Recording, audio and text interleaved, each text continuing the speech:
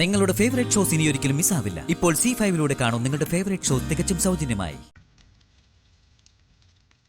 അതിന് പുറത്തെന്താ അടുപ്പ് കൂട്ടുന്നെന്നാ ചോദിച്ചത്. അകത്തൊരടുപ്പില്ലേ, അതിലല്ലേ ഇത്രയും കാലം മോൾക്കുള്ള കഞ്ഞി തിളപ്പിച്ചത്. ആ, തിളപ്പിച്ചത്രയൊക്കെ മതി. എന്റെ ഹോട്ടല് തീയിട്ടവരാ. ഇനി കഞ്ഞിയിലോ കറിയിലോ വിഷമിട്ട് തരില്ലെന്ന് ആര് കണ്ടു. മോളിപ്പോ തീ വയ്ക്കുന്നത് അടുപ്പിലല്ല, ശാരദാമ്മയുടെ നെഞ്ചിലാണെന്ന് ഓർത്തോ. അകം വേകുന്നത് പുറം അറിയരുതെന്ന് പറയാറുണ്ട്. പരസ്പരം എത്ര ഭിന്നതയുണ്ടെങ്കിലും പുറത്തൊരടുപ്പ് കൂട്ടുന്നത് ഈ ഹോട്ടലിൽ വരുന്ന നാട്ടുകാരെ കാണാൻ കൂടിയല്ലേ. എന്റെ ഹോട്ടല് കത്തിയപ്പോ നാട്ടുകാരുടെ കണ്ണെന്താ മാവിന്റെ മുകളിലായിരുന്നോ? ഇതിനേക്കാളും വലിയ തീയാ അന്ന് ഉയർന്ന് കത്തിയത്. അത് കണ്ടവര് ഇതും കൂടെ ഒന്ന് കാണട്ടെ. ഹോട്ടലിൽ കത്തിച്ചത് ശാരദാമ്മയ്ക്ക് മനസ്സിറങ്ങുണ്ടെന്നാണോ മോൾ പറയുന്നത്? അമ്മയ്ക്കും ശാലിനിക്കും മനസ്സറിവുണ്ടെന്ന് ഉറപ്പുള്ളത് കൊണ്ടാണല്ലോ ഞാൻ പോലീസിൽ കേസ് കൊടുത്തത്. സത്യഭാമയുടെ സ്വാധീനത്തെ പോലീസ് വെറുതെ വിട്ടെന്ന് കരുതി നിരപരാധികളാവോ? അല്ല, അവരെല്ലാം കത്തിച്ചെന്ന് പറയാനേ ഈ സത്യഭാമ ഇവിടെ ഉണ്ടായിരുന്നോ? എല്ലാം മുകളിലിരുന്ന് ദൈവം കാണുന്നുണ്ടെന്ന് പറഞ്ഞേക്ക്.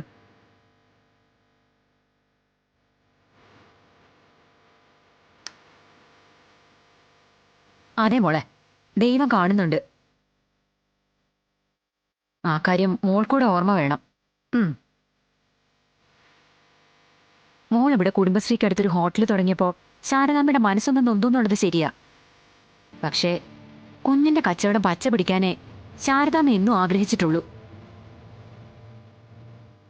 ഹൃദയശ്രീയിൽ ആള് കുറവായിരുന്നപ്പോ കുടുംബശ്രീയിൽ നിന്ന് ആളെ അങ്ങോട്ട് പറഞ്ഞു വിട്ടിട്ടുണ്ട്. അതറിയോ? എന്തിനാ അധികം പറയുന്നത്? മോളെ സഹായിക്കാൻ എന്നെ അവിടേക്ക് ജോലിക്ക് പറഞ്ഞു വിട്ടതും ശാരദാമ്മയാ. ഇത് കേട്ടിട്ട് ഞാൻ എട്ടുമെന്നാണോ നിങ്ങൾ കരുതിയേ? അന്നേരം അത് മനസ്സിലായില്ലെങ്കിലും പിന്നീട് ആലോചിച്ചപ്പോ എനിക്ക് തോന്നി നിങ്ങളെ അവിടെ ജോലിക്ക് വിട്ടതും അമ്മ തന്നെ ആയിരിക്കുമെന്ന്. അങ്ങനെ ഒരു പുകമറ സൃഷ്ടിച്ചാലല്ലേ ഒക്കൂ. ഹോട്ടലിൽ കത്തിച്ചു കഴിഞ്ഞ് അവർക്ക് നിരപരാധി ചമഞ്ഞ് കൈ കഴുകി മാറി നിൽക്കാൻ ഒക്കൂ. എന്നാ മോൾ ഇതും കൂടി കേട്ടോ. മോളുടെ ഹോട്ടൽ കത്തിക്കാൻ വന്നത് പാഷാണം മധുവിന്റെ ചൂളയിലെ ഗാങ്ങാ. ബാലചന്ദ്രനാ അവരെ ഏർപ്പാടാക്കിയതെന്നും തീവെപ്പിനിടെ മധുവിന് തീപ്പൊള്ളലേറ്റ് മെഡിക്കൽ കോളേജിൽ അഡ്മിറ്റ് ആക്കിയെന്നും പറഞ്ഞ് അവന്റെ ചേച്ചി ഉഷ ഇവിടെ വന്നിരുന്നു. മോളുടെ കയ്യിൽ നിന്ന് പൈസ വാങ്ങിക്കാനാ ബാലചന്ദ്രൻ ഉഷയോട് പറഞ്ഞത്. അവരെ കാശ് കൊടുത്ത് സമാധാനിപ്പിച്ചു വിട്ടതും ശാരദാമ്മ തന്നെയാ.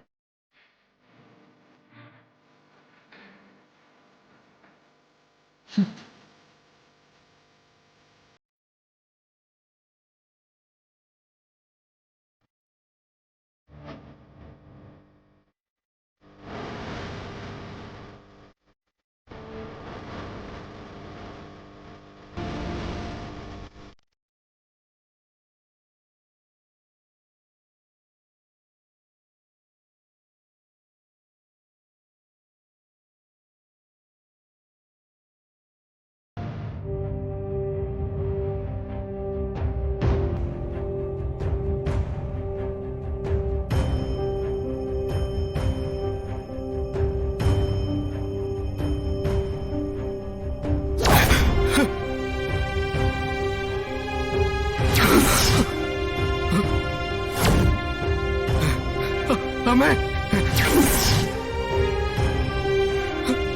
അമ്മേ, അമ്മയ്ക്ക് എന്താ പറ്റിയത്? അമ്മേ, അമ്മേ, എഴുന്നേറ്റ് വാ അമ്മേ. അമ്മേ, അമ്മേ, എന്റെ കൂടെ വാ അമ്മേ. അമ്മേ, വാ അമ്മേ. അമ്മേ, ഇയാളെന്തേ കാണിക്കുന്നത്? എന്റെ അമ്മയായി കിടക്കുന്നത്. അമ്മേ, അമ്മേ, അമ്മ ഇവിടെ എന്തിനാ ഇങ്ങനെ കിടക്കുന്നേ? അമ്മ ആരെങ്കിലും ഒന്ന് നോക്ക്, എന്താ പറ്റിയത്? അമ്മേ, അമ്മയ്ക്ക് എന്താ പറ്റിയത്? സത്യമേ, എന്തെങ്കിലും ഒന്ന് ചെയ്യ് അമ്മേ. എന്റെ അമ്മ സത്യമേ, എന്തെങ്കിലും ഒന്ന് ചെയ്യ്. അമ്മേ, അമ്മ എന്റെ അമ്മ പോയി മോനെ.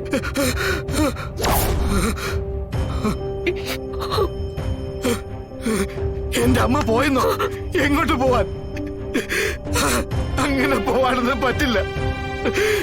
എന്നെ ഒറ്റയ്ക്കാക്കിയിട്ട് എങ്ങോട്ട് പോകാൻ എന്റെ അമ്മ?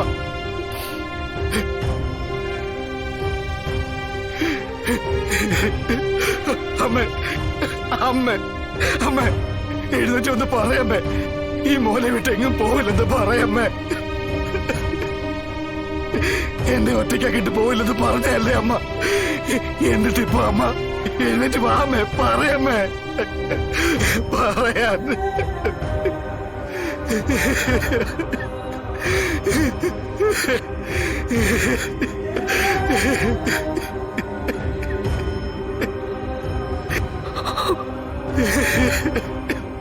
അമ്മ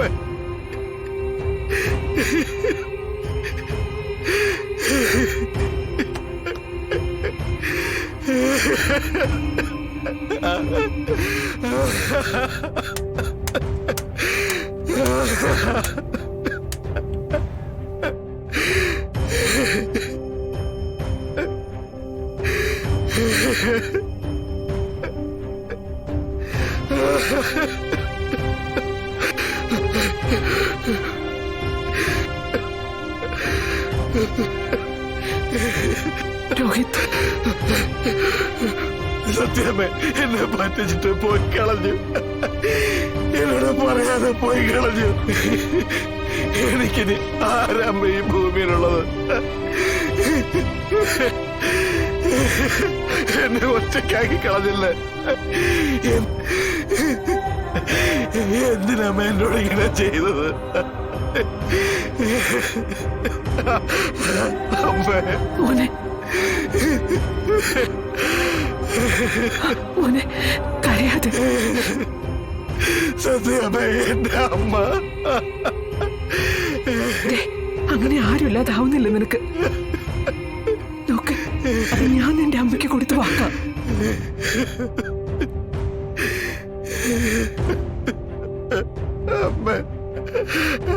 പിന്നെ രണ്ടാമതൊരു വാക്കുകൂടിയുണ്ട്. പക്ഷെ അവളെ ആ സുസ്മിതനെ വെറുതെ വിട്ട് കളയരുത് സത്യാമ്മേ. അവള് ചെയ്തതിനൊക്കെ തക്കതായ ശിക്ഷ വാങ്ങിച്ചു കൊടുക്കണേ സത്യാമ്മേ. അതും പാലിച്ചിരിക്കും. എങ്കിലേ പത്മാവതിയുടെ ആത്മാവിന് ആത്മശാന്തി ലഭിക്കും.